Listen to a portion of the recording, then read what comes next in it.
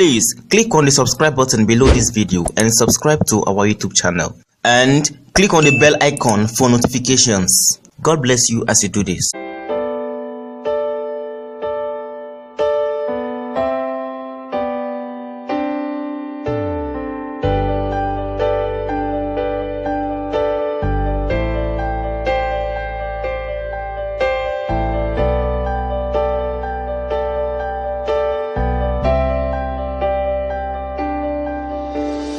Ngap yaga ching doi jong aku try nga khot yami ban wan kloi si sha shkor yaga nga ti to nu chang mi